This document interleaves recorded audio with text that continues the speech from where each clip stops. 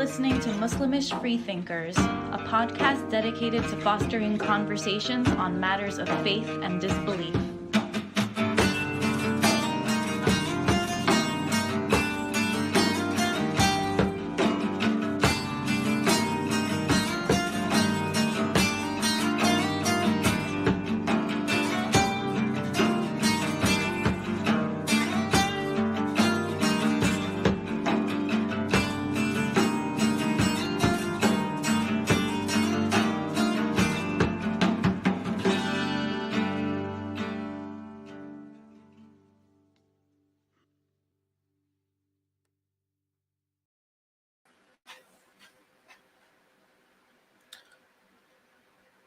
Hello, everyone. Welcome to Muslimish's ongoing celebration of Darwin Day, celebration of and recognition of the importance of evolutionary science to our worldviews. Muslimish's mission is to create a safe, supportive, and open-minded environment for the exchange of thoughts and ideas among current and former Muslims, to foster a pluralistic society that respects the rights of all individuals to live according to their conscience, and to abolish blasphemy and apostasy laws across the globe. Today, we welcome, speaking on Islamic creationism, the Turkish model, Professor Taner Edis. Taner Edis is a Turkish-American physicist and skeptic. He is a professor of physics at Truman State University. He received his BS from Boğaziçi University in Turkey and his MA and PhD from Johns Hopkins University. Dr. Edis is the author of several books on creationism, religion, and science, and he's also a fellow of the Center for Inquiry's Committee for Skeptical Inquiry. Please welcome Dr. Edis.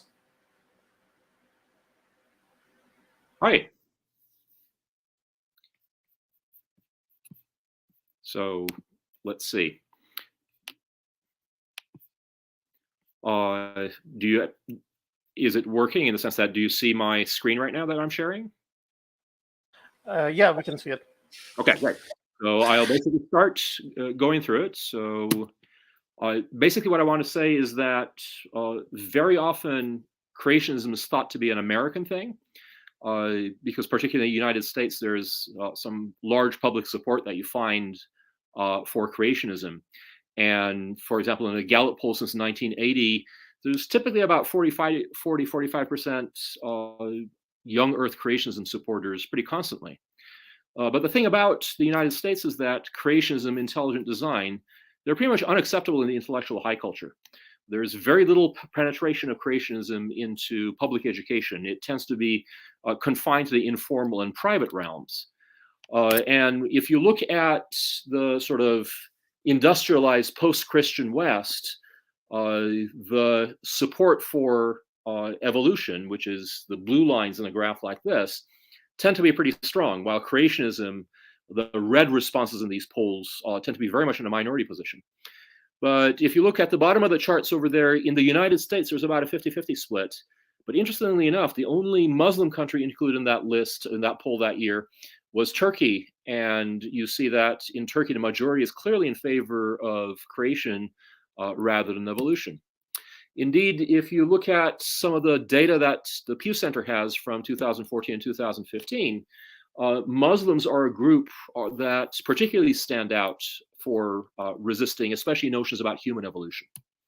And if you look at it country by country, if you're looking at the particularly large population modernizing Muslim countries, there is actually a fairly strong support for a more creationist view and a particularly rejection of notions of human evolution. So the reasons are fairly straightforward. Evolution challenges conservative conceptions of religion. And creationists, of course, are, since they're common enough in the population, they certainly accept some expertise, including scientific expertise. But the idea is that creationists also try to affirm a kind of populist idea of religious politics and much of the technology in particular in the modern world. So signature aspect of creationism in the United States is that Protestant creationists in particular are very much pro-technology, pro-market, very much in the sort of, in many ways, the mainstream of conservative politics. Much the same thing often happens with Muslim creationists as well.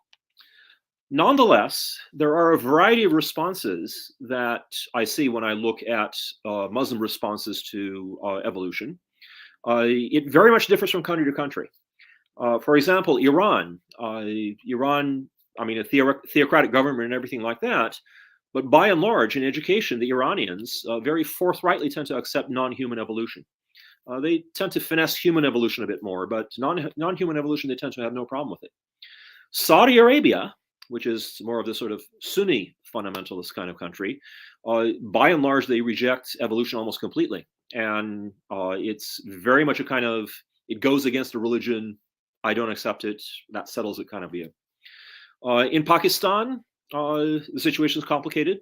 In Pakistan science textbooks, you will very often find evolution in textbooks, but the discussion of evolution would be, say, bookended by, say, verses in the Quran to kind of create the impression that everything is religiously fine and everything like that. In Egypt, the situation is different yet again. In Egypt, in science education, in secondary schools, evolution very straightforwardly appears, at least in the sense of common descent. But there's also a lot of passive resistance, both among Egyptian science teachers and Egyptian students to the very notion of evolution. So even the very idea of evolution is complicated sometimes in a Muslim context. In this way, I flashed a number of polling results about Muslim attitudes toward evolution, particularly human evolution. But it's actually not clear very often when a Muslim population affirms evolution, say that they're okay with evolution, it's not entirely clear necessarily what they say. In that when evolution is accepted among Muslims, it tends not to be the evolution in the same way that biologists understand it.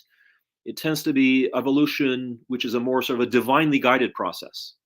And indeed, you can find many religious scholars and religious thinkers in the Muslim world who would accept evolution for non-human animals, and they think of it not as a kind of a variation selection process like biologists think about it, but they think of it as kind of a divinely guided process. And there's even attempts to reinterpret certain verses in the Quran in a way that affirms a more evolutionary historical view of biology. Now, there's an interesting question that might come up over here. Why Muslim creationism particularly? In the sense that, yes, some distance to evolution for religious reasons is understandable. But most often, when you see religious rejection of evolution, and this goes for different religions, not just Islam, it tends to be more of a passive rejection. But in some pockets in the Muslim world, and particularly in the Turkish example that I'm going to highlight in a little bit, it's no longer passive rejection, it's more of creating a very elaborate pseudoscience. So there must be something attractive to going beyond just doubting that evolution is true, going full bore creationist. There must be something attractive about this as a way of harmonizing traditional religion and affirming modern technology. Now, the historical need to adopt Western science has been fairly obvious for the past couple of centuries in the Muslim world. No matter what Muslim country you're talking about, has faced the notion that the West, the colonial powers of the West, had a very strong technological advantage over the Muslim powers. And of course, technology has translated into military and commercial power, and therefore science, which undergirds that technology, had to be imported. And creationism in this context could be a way of affirming both science on one hand and traditional beliefs on the other. And it's a way of creating a less kind of Western image of science. Very often in Muslim countries, among Muslim intellectuals, there's been a theme of take only what is necessary from the West, but be careful to try and preserve the traditional religious culture. Now, there are mostly historical reasons that undergirds what I see as creationist movements in the Muslim world. And I think Turkish history is in particular very illustrative about this. Now, I come from Turkey, and if you were talking about the mid 20th century, Turkey used to be considered the most secular Muslim country. Today, you would have more difficulty maybe presenting a view like that. It's largely been in a process of gradual re-Islamization for the past 4 or 5 decades. And Turkey is also a country where creationism is very strong and very successful these days. So in the mid-century, image of Turkey might have been something like this, where women, for example, would have got the vote in Turkey earlier than most Western European countries and so forth. But today, the image of Muslim Turkey is going to be more like more devout, women with more headscarves rather than without. Now, the history of creationism and doubt about evolution in Turkey goes back to Ottoman times. The Ottoman Empire, as it was in the process of collapse and trying to save what it could from the Western colonial powers, there was very much the idea that they needed to borrow the technology of the Europeans, but they also needed to guide against corrupting foreign culture influences. And especially in the late 19th century, this was a time when Darwinian ideas hit the scene in Europe and was very often tied to materialist philosophies tied to science. And of course, these came to the Ottoman Empire, were translated into languages of the Ottoman Empire by some extreme Westernizers in particular. And immediately, evolution among the Ottomans became entangled in controversy over belief and unbelief, materialism versus religion, and so forth. And so the early response to Darwin and evolution very much was a debate over materialism and so forth. There's some other details as well. Western Protestants sometimes, in their process of trying to reach Arab Christians, they sometimes were a channel for Darwinian ideas to make it into the Middle East. But by and large, really, in the 19th century, evolution was mostly ignored. It was denounced by a few religious scholars as an offense to religion, but it was only accepted by a few radical secularizers. Even Muslim modernists tended to stay away from evolutionary ideas. Where evolution really comes to the fore in Turkey is really in the early 20th century, because after the collapse of the Ottoman Empire, Turkey conducted what was perhaps the most radical secularist experiment in the Muslim world. In the 1920s and 30s, there was essentially a cultural revolution, trying to westernize in almost all aspects of life. And at that time in Turkey, Darwinian evolution very straightforwardly appeared in the state science curriculum. And this didn't really attract, interestingly enough, a lot of religious opposition, mainly because these times were so disastrous from the point of view of religious conservatives that evolution in education was only a minor offense when compared to much more serious injuries against religion. And at that time, the more officially supported religious scholars were pretty much forced to take a line that evolution had to be compatible at some level with the true religion. However, the conservatives, religious conservatives, really never went away. And in the 1950s, after the revolutionary generation essentially exhausted itself, the conservatives took power again. They built in Turkey a parallel education system to secular education. And this was also a time when some very grassroots, often starting in the provinces, modernizing religious movements, such as that led by Said Nursi, these start to appear, and they're important because they are the religious movements that form the basis for creationism in the coming decades. But by and large, until it comes to the 1970s in Turkey, it's not like people accepted evolution necessarily. I mean, people were still mostly devout, religious, and everything like that, but it was more of a passive resistance to evolution. There wasn't much creationism actually going on. When the creationism appears, that's when things start getting a little bit more interesting. In the 1970s, you really start getting more serious Islamist-style politics in Turkey. And for the first time, Islamist political parties in Turkey started becoming part of conservative coalition governments. And opposition to evolution became a kind of a culture war theme, as a kind of an indirect way of opposing the official secularism of country at the time. The Nur movement, as a religious movement, was very closely connected to it, and really has been associated very strongly with creationism ever since then. And it remains one of the strongest religious movements in Turkey at the moment. Interestingly enough, in the 1980s, this influence of the religious movements that supported creationism translated into official influence. Particularly in 1980, there was a military coup in Turkey, sort of similar in its effects in some ways to the military takeovers in Pakistan. They basically took a much more religious policy. The cultural policy was known as Turkish Islamic synthesis. And Islamists actually shared power, particularly they were very influential in the Ministry of Education in the time. And at that point, they actually made connections with American creationists. Creationism started appearing in Turkish secondary education through translations from English creationist literature in the United States. And creationist paragraphs started appearing in Turkish science textbooks in secondary education. So in the 1990s, it was actually creation versus evolution disputes were a really occasional well-known feature of public debate on TV programs, in newspapers, all over the place. And the degree of creationism in education depended on which party was in power, really, and who controlled the Ministry of Education. And there was also a concerted effort by religious movements, often connected to the Nur movement, of creating sort of a cadre of devout elites, particularly educated in applied science, lots of engineers and medical people and so forth. And also, they started making room in academic institutions in Turkey. In, say, the 1960s and 70s, you really wouldn't have had much creationism in Turkish academic departments, but in the 1990s, it started becoming a really common thing.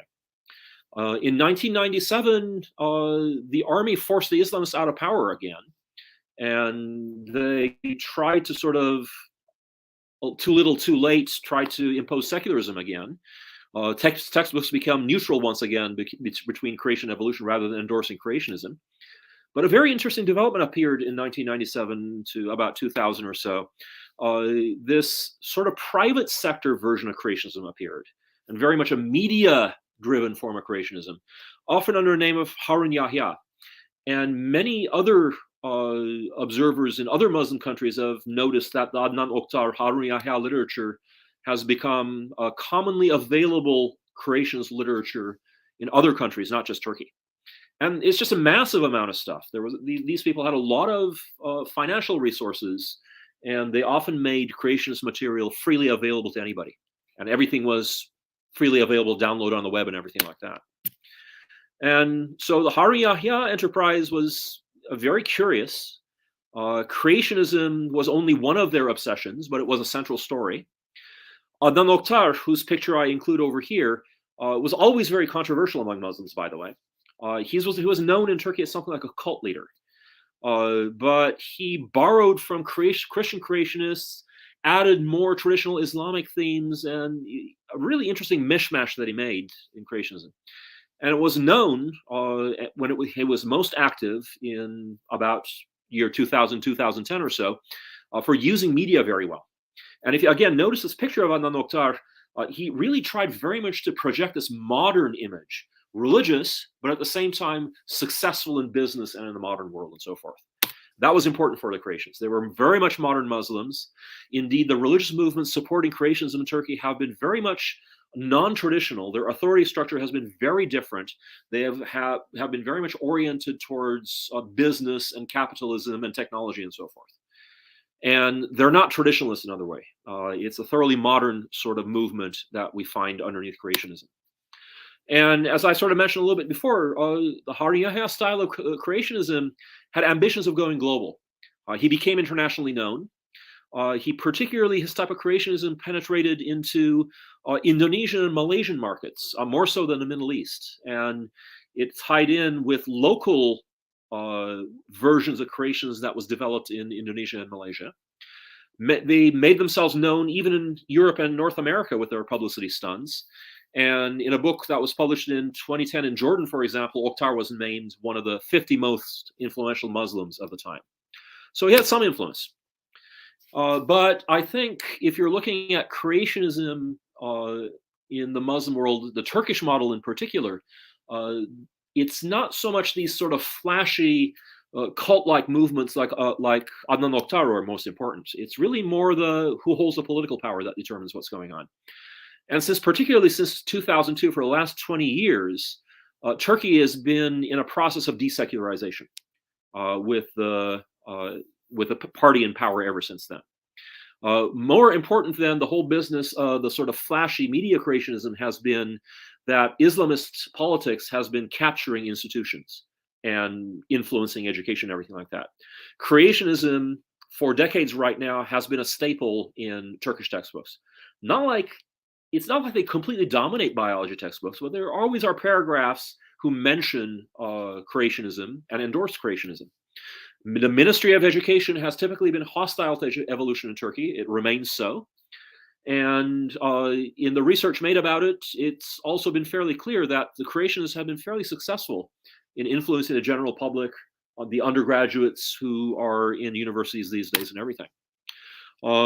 Some of this Turkish creationism made the international news. For example, in 2009, when there were celebrations of the 200th birthday of Darwin, Turkey became notorious for the largest science magazine in Turkey removing Darwin from the cover and putting something else instead, due to the head of the Turkish equivalent of the NSF being a very devout engineer who was appointed by the Islamist government. Things really got bizarre, though, after 2015, where you essentially had a failed coup in Turkey, rooted in a religious movement that was close to the Nur movement. And essentially, it was sort of a quarrel between different versions of Islamists over power. And after that, the current government in Turkey went on a purge of people who are associated with this rival religious movement. And they intensified their re-Islamization of the country in their cultural policies, and much more drifted towards a kind of a one-man rule by Erdogan, the current president of Turkey. And they favored religious education system over the more secular schools. Indeed, this came to the level that in 2017, they pretty much got rid of evolution. They completely removed evolution from the secondary science curriculum. The reasons they offered was that evolution is supposed to be too controversial, too hard to understand, and so forth. But really, they were gunning for evolution for a long time. And with the coup attempt as a pretext, they got rid of pretty much any opposition, including secular opposition, from higher education. And at the same time, curiously enough, the government moved against Adnan Oktar, the sort of main figure in Turkish creationism. Because by that time, Adnan Oktar had become known for this sort of rather bizarre creationist televangelism. And he had this television channel, and on it, it was famous for having these scantily clad women on all the time who were propagandizing for Adnan Oktar's version of Islam. As you might imagine, many conservative Muslim circles were not very happy about this.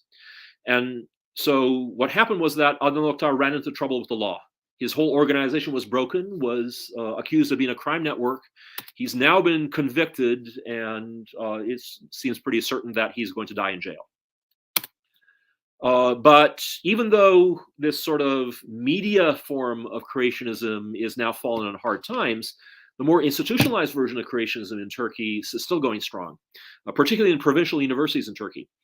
And so what has happened is that the Islamists in Turkey have cultivated a more politically reliable, religiously conservative form of expertise, their own expert class. And they particularly created jobs for them in these newly formed universities. And for an example of what the effects of this are, there's a currently ongoing series started in 2018. Every year, they hold an international creationism conference in Turkey with almost entirely Muslim academics mostly from Turkey, but from all around the Muslim world coming up. And it's a fully state-supported affair. So here are a couple of posters from the more recent ones. The last one was in October 2021. And these are all full-blown multi-day large conferences, and they try and make themselves look as scientific as possible. So there is, I would say right now, something of a Turkish model of creationism that has been tried out for decades and is fairly successful in Turkey.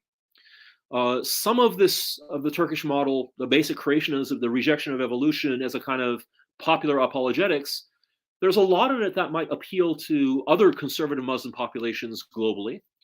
But a lot of the details of the Turkish model are really dependent very much on particular Turkish history, the particular religious movements that exist in Turkey and everything like that. So it's not at all clear whether the rest of the Muslim world will learn a lot from the Turkish model, as in the way of supporting an elaborate pseudoscience, whether there will be a takeover of institutions in the same way and everything like that. So really, I'll sort of wind it down. Obviously, there's a political aspect to everything over here. Just as in the United States, creationism is linked to right-wing populist movements. In the United States, this is still excluded from the intellectual high culture from the institutions, even though it's strengthening. In Turkey, however, creationism, right-wing populism is much more successful in penetrating both the intellectual high culture and the institutions in Turkey. Really, yes, religious beliefs obviously contribute to creationism, but in the institutional details, well, the political details matter a lot. How we actually respond to it, I'm not exactly very sure. So I'll sort of stop over here, and I'll hope we'll get some questions, but I'll sort of point out that I do have a bunch of books that are related to the topic, and if you want to learn more about the details, I hope you'll take a chance to go to your library and read them. So that's the slideshow, and I will.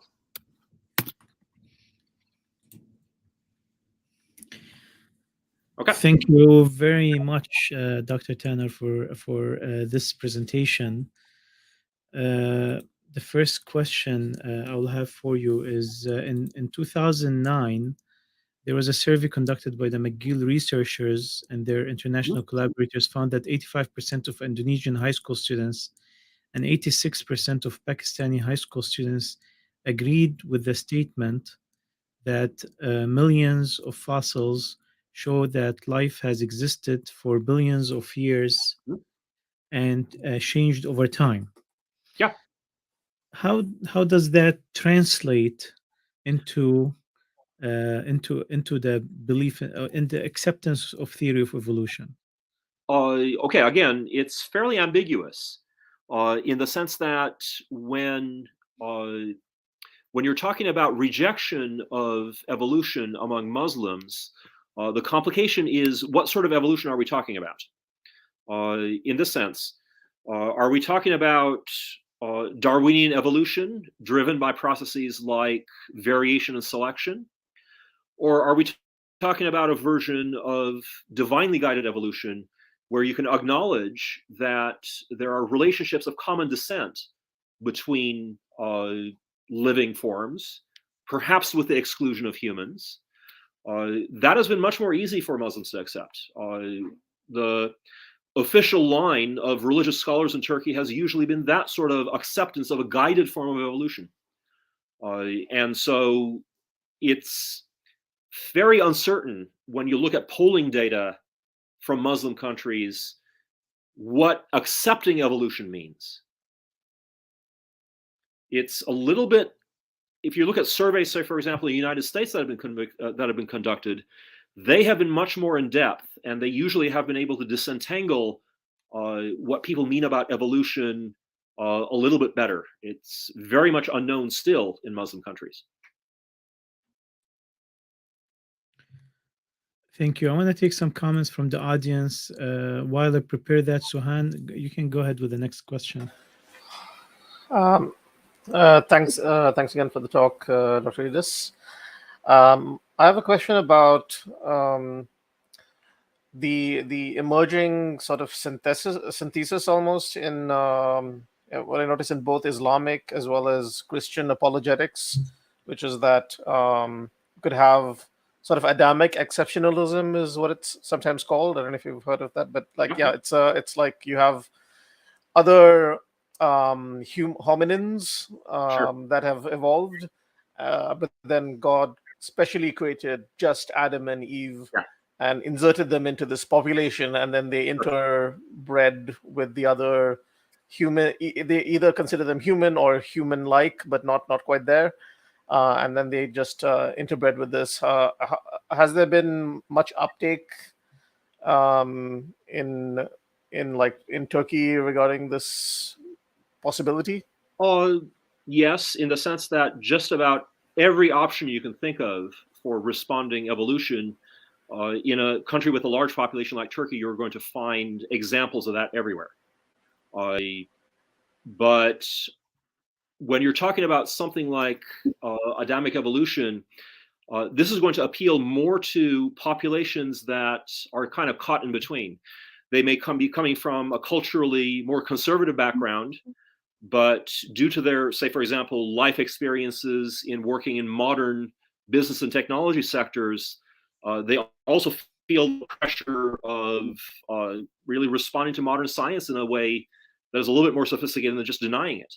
And varieties of creationism and varieties of trying to make a compromise themselves tend to appeal to people as a way of trying to reestablish a way of a kind of harmony between science and religion. And what people will adopt will depend on a whole bunch of different things, including what kind of depth of commitment they really are looking for. Very often it's fairly superficial.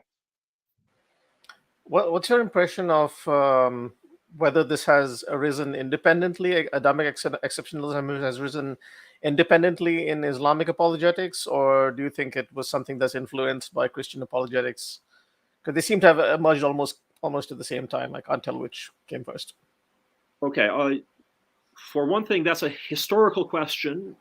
I can't answer it without really looking at the details. So my first answer is I don't know.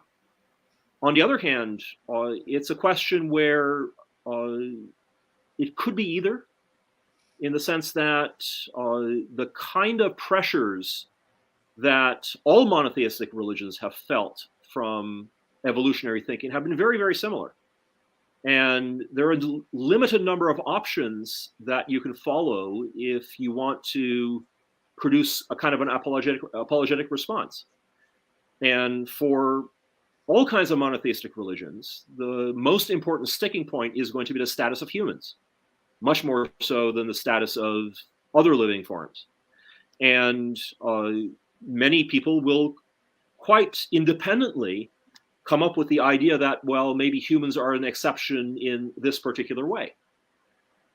It doesn't necessarily mean that they've heard of, say, for example, Catholic ideas that are very similar.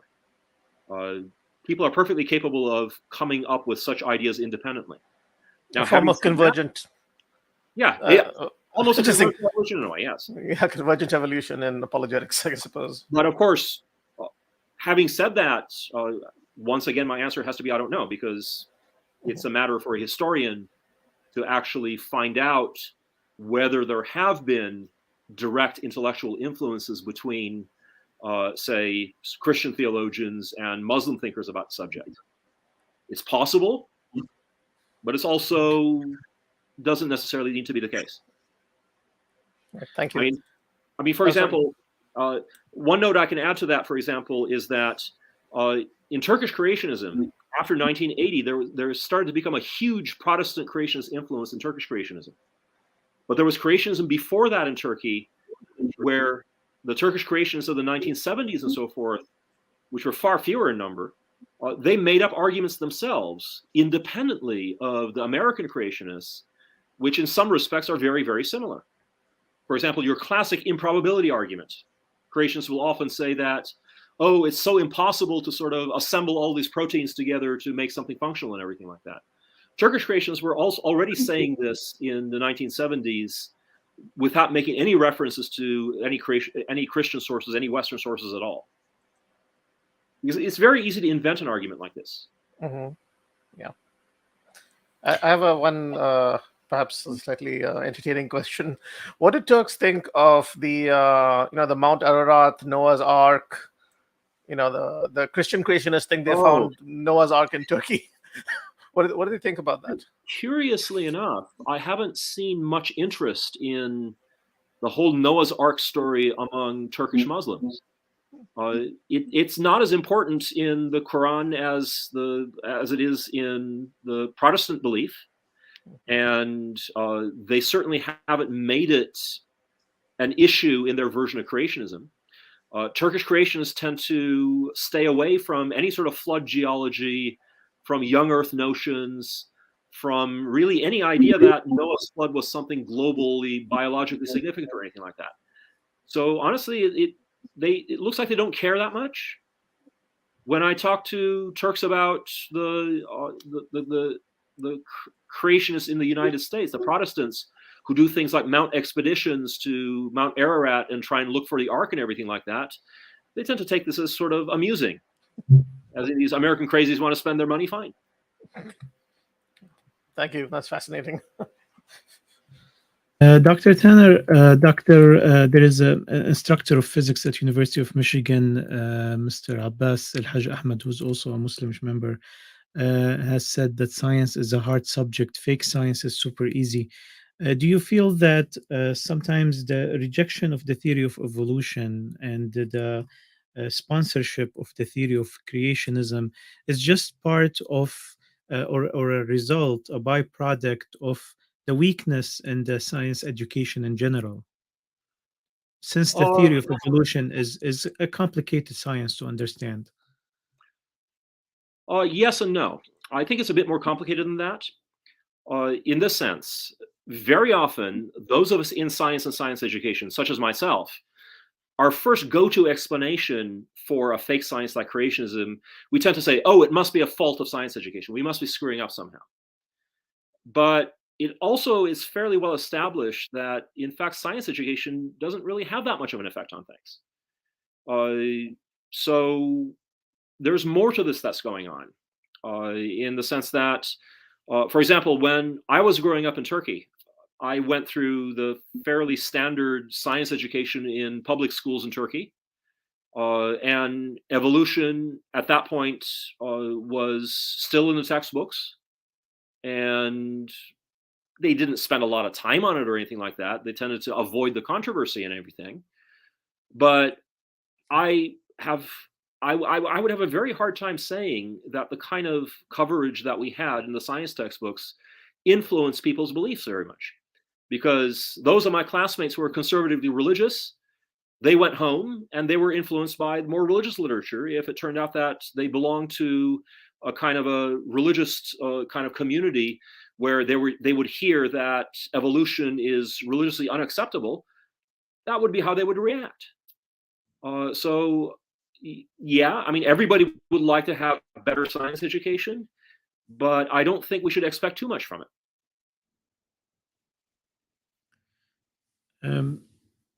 Dr. Tanner, what do you think the Catholic Church has come to a point where there is an official, at least, acceptance of the theory of evolution? Yeah. Why haven't Islamic institutions like Al-Azhar or similar institutions, Islamic universities, come to a point where they announce such an acceptance, although among their academics, it's usually accepted to a certain extent? Well, okay, there are reasons. One of it is that the authority structure in Sunni Islam is, of course, much more complicated and much more decentralized compared to something like the Catholic Church. That has an effect. So what typically happens with Muslim scholars is that effectively almost every Muslim country has their own policy, their own government-supported scholars, their own sort of officially endorsed views. And in Turkey, for example, the official line among Muslim scholars has typically been that evolution is to a degree acceptable. They generally have tended to adopt a guided evolution point of view. They have generally tried to make humans an exception from evolution when they have made it. So it's not evolution as biologists understand it that they support, but they generally have said evolution is okay. They generally have not been supportive of the Harun Yahya style freelance, more almost commercial forms of creationism. And in many other Muslim countries too, if you look at the officially supported scholars, the equivalents of al-Azhar in other Muslim countries, typically you will find, I think, similar pictures. They will tend to say, okay, some degree of evolution is acceptable. But it's, again, because of the more decentralized nature of religious authority in Sunni Islam, that doesn't always necessarily translate into something that will affect every religious community. It doesn't necessarily always affect education. It can be much more complicated than with the Catholic Church. I want to give an example over here of a Shia authority in the name of Sayyid Muhammad Hussein Fadlallah, who's considered a more progressive Shia authority in the Shia world. And in the answer to the question about evolution, first of all, he mentions that it's not necessarily against our faith, since at the end, whatever, if we prove that the human have evolved from apes or a different species, at the end we can always relate the first cause to God, so it's not necessarily against our faith. Then he goes to explain few things that shows he actually does not have a very good understanding of the theory of evolution, because he gives an example of the different stages of the formation of the baby in the womb, which is not necessarily the timeline that evolution is looked at. But at the end of his very long answer, he says that he said that at the end of the day, the theory of evolution contradicts the historical religious truth, because God told us that He created man as a normal human being from the beginning. Yeah. I find it that even in his open-minded answer compared to other scholars, and him avoiding to reject the theory of evolution directly, he's still the answer is still conflicted. Yeah. It almost contradicts itself. What is the reason for this contradiction within the Islamic institution in dealing with the theory of evolution, in your opinion? Well, okay, there are multiple reasons. One fairly straightforward reason is that it is very difficult for any conservative monotheism. It's not just a Sunni or Shiite thing. It's not just an Islamic thing. Accepting a full-blown version of Darwinian evolution is always going to be difficult, because it goes a long distance towards emptying the history of life from any sort of intelligent design, any sort of teleology, and so forth. That is going to be unacceptable for any type of monotheism, even if they're not fundamentalists about sacred texts. And if you further then have the situation where sacred texts are taken as the literal divine word, and that text contains stories about Adam and Eve and so forth, which is effectively endorsing a special creationist view of at least humans, then it's going to be very difficult to accept evolution as biologists understand it. You always are going to have to look for some compromise, some way of finding a way of saying, okay, something like evolution happened. There are relationships of common descent between non-human animals, but at the end of the day, it is really a divine design that drives everything. That is going to be very common. And when you're looking at religious scholars, there are extra complications that come in there. And this is something I see not just among Shiite scholars, but also Sunni scholars, at least the ones I'm familiar with in Turkey, that responding to something like evolution doesn't naturally come in the context of the standard education of a religious scholar. very often I find that when religious scholars have to respond to evolution, they draw on their own rather classic Islamic education, and they tend to interpret evolution in rather archaic terms that are often derived from end of the 19th century sort of progressivism type of notions, which is historically what they've been fighting against. And they still haven't kept up with, say, evolution as it is among biologists today, because that's their intellectual background. And so very often they will talk about evolution and you'll say, okay, this is really, you're talking about a late 19th century idea of progress. You're not talking about biological evolution in the 21st century anymore. But they don't necessarily know that. Thank you. In another study, Pew study in 2013, it shows that there's an increasing slowly but steadily the acceptance of the theory of evolution. It was in 2013 in Kazakhstan at 79% and Lebanon at 78%, while it is very low, for example, in Afghanistan, 26%, in Iraq, 27%, with most of the other Islamic countries somewhere in between. Have you taken a look at this, Doctor? Can you relate that variance? It's almost some of that is a bit misleading, in the sense that, say, for example, your high percentage of acceptance of evolution, those numbers came from Kazakhstan, where a substantial portion of the population is Russian, and from Lebanon, where a substantial portion of the population is Christian. And so these are not really, and they're low population countries, so therefore you expect more variance. It's, I think, much more representative to talk about high population countries like, say, Indonesia or Pakistan or Turkey or Iran and things like that. And then, of course, it's just basic statistics. You're going to have some regression to the mean over there.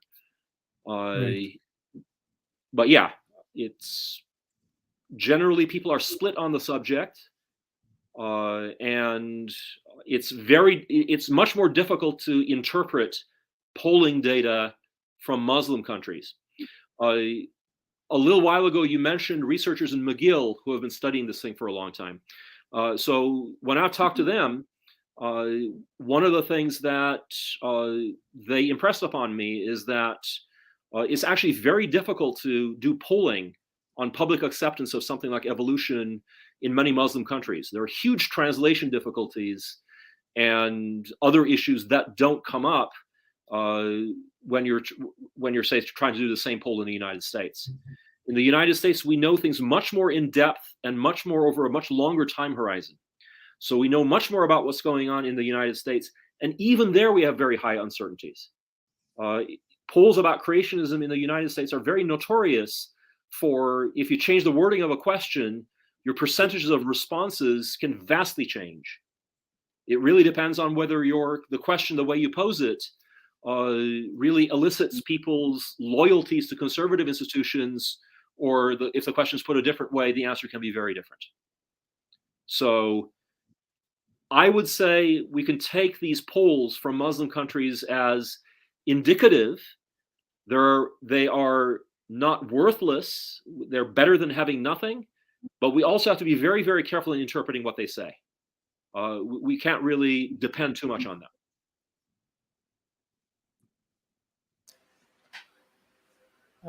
Hi, Dr. Tanner. I have a question about sort of extending this issue to deep time, like biological, geological, cosmological deep time into the past, and then looking at that, how it extends into the future. Like if evolution and the changes in the universe since the beginning, all the way leading up to this point, if someone were to accept that, then they could probably accept that in the future as well. Things will continue on that trajectory, that there will continue to be evolution. Humans, either through CRISPR or some other gene editing techniques, or through natural selection and other organisms as well, will continue to evolve. And that's not even getting into the Earth getting roasted by the sun in 5 billion years and everything like that. There's a deep dive into the future as well. Sure. So just wondering, like, what creationists kind of who like Islamic Islamic scholars who kind of accept a sort of a synthetic, maybe accept like some aspects of evolution, what they might think about going into the future. I mean, this has implications for the Islamic eschatology as well, right? Sure. Yeah. Okay. Quick answer is actually I haven't seen a lot of this at all, in the sense that in the sort of popular Islamic apologetics that I've been exploring, particularly in connection with evolution, I haven't seen much of a future perspective at all. And actually, that's an interesting question. I see very little physics in Islamic apologetics at all. And I have things to say about that, particularly because I have a physics background myself, but it will probably be taking us rather off topic. The interesting thing, however, that you brought up is cosmological projections far into the future. And maybe I could say a few things about that, because after all, I'm teaching a cosmology course right now. And the interesting thing, of course, is that if you really start going far into the future, according to current cosmological models, you really get into situations that you're not able to sustain any sort of complex organization of anything. So eventually, you're not going to have evolution proceed either. And it would be interesting to see, as you say, that somebody would address this in the context of Muslim eschatology and so forth. But I haven't seen any examples. The only examples I've run into with this sort of thing is with people getting into end of the world fantasies and things like that, often in a rather conspiratorial mindset, particularly in Arab countries, and usually there's a anti-Israel, often even anti-Semitic theme running through these things. There's not really much of science at all.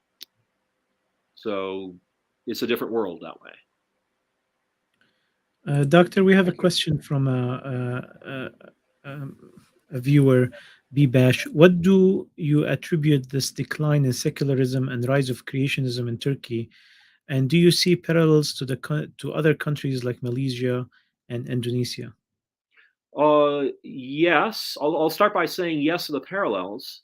Now, I don't have an easy answer to this. I have a book that came out in 2016, Islam Evolving, which really tries to address questions like this. And what I can conclude from my knowledge is that there's no one single cause. There's a whole bunch of things that are going on. And some of these things are going on are actually kind of independent of what Muslims have been up to entirely. One of the things that has happened since the 1980 or so in Turkey, in Malaysia, in Indonesia in particular, is that there have been Islamist movements who have been very successful in adapting to the more sort of neoliberal turn in politics and economics in the world in general. They have been quicker to adapt.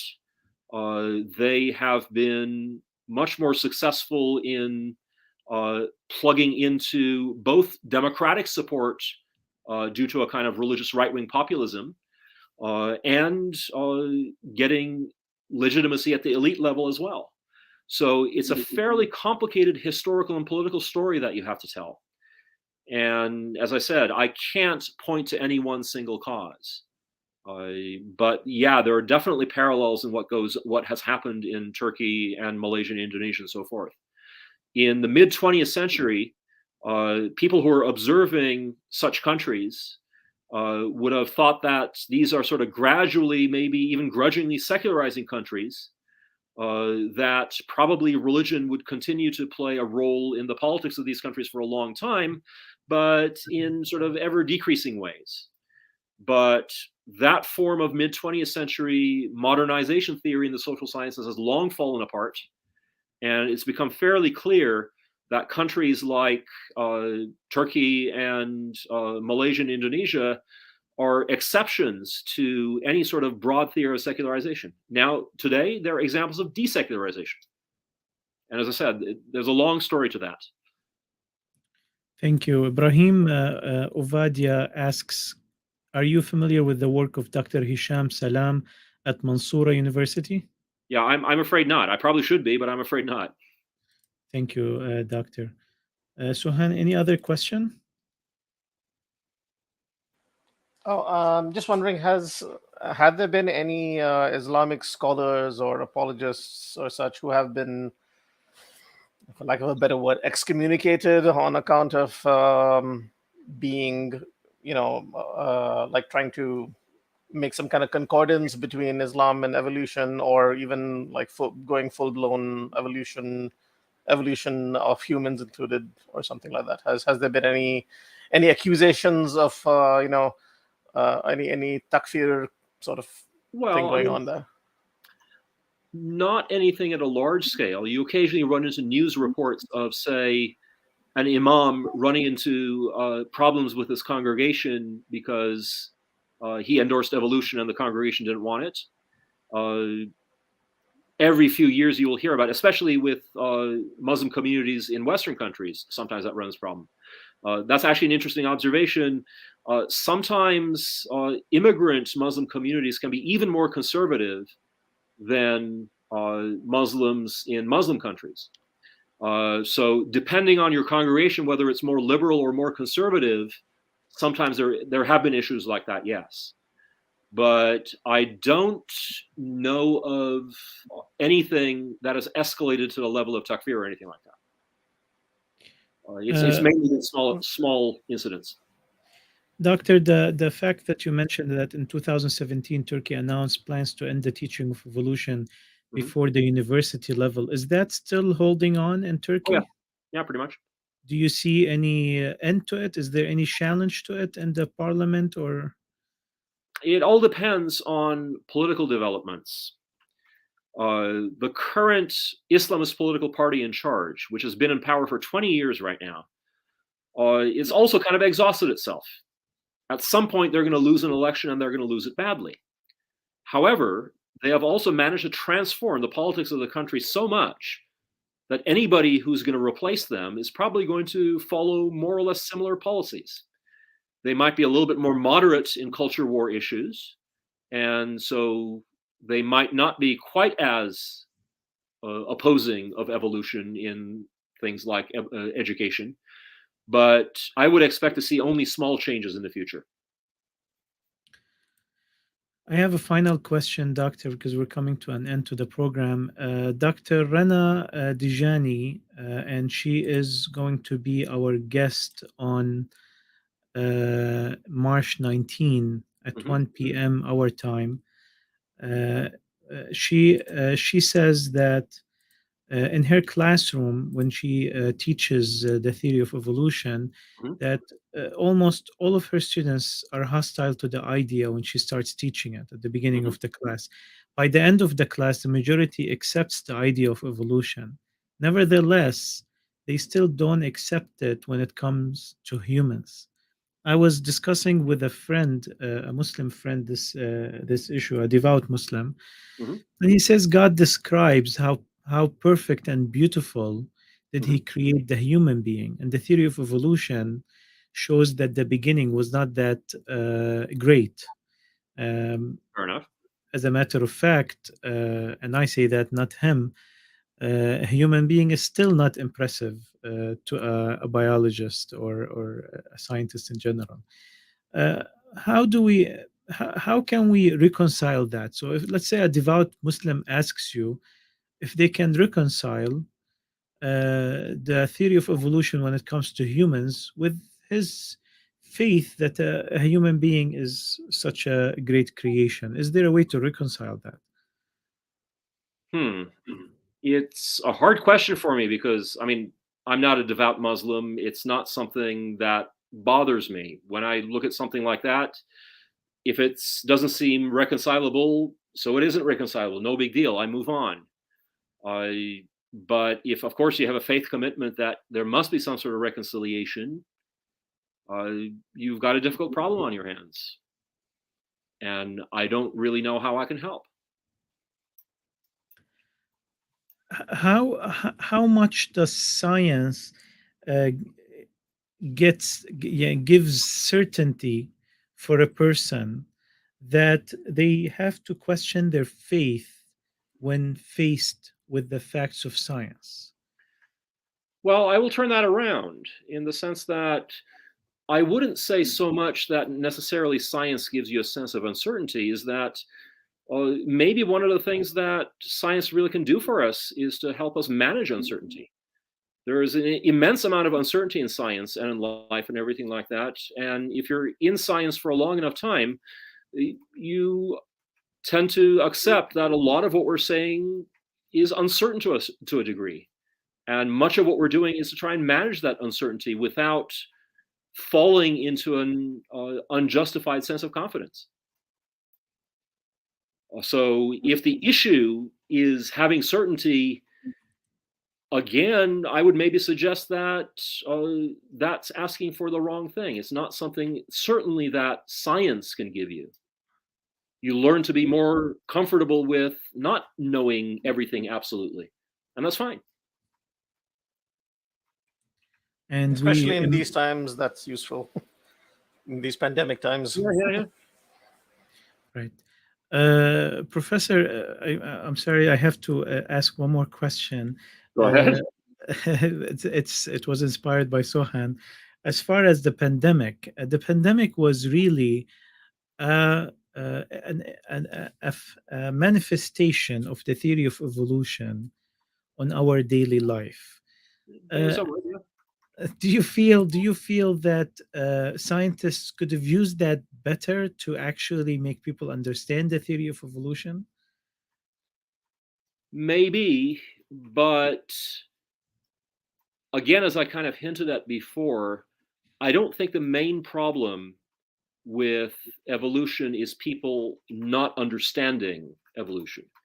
I have run into people who understand perfectly well what evolution is about, and that's exactly why they find it unacceptable. It's not just a knowledge issue. Very often, especially from the point of view of a rather devout monotheistic believer, evolution is almost morally offensive to some people. And that's very hard to get around. So I can't double back and say, oh, okay, here's this extra bit of evidence, here is another fossil, here is another thing, because that's not the issue anymore. And I don't really know what to do then. As a scientist, all you have to do is provide your findings and provide the facts, and people can philosophize that as they wish, correct? Yes.